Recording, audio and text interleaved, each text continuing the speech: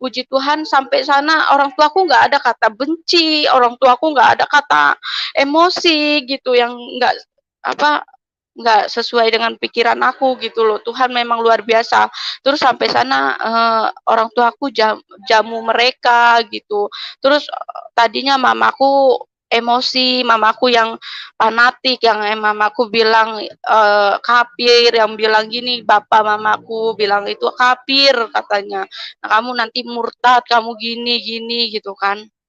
Terus puji Tuhannya mamaku sampai nangis gitu. Mamaku menangis bahwa Tuhan itu ada gitu, bahwa Tuhan Yesus itu ada, mujizat-mujizatnya. Dan dari situ mamaku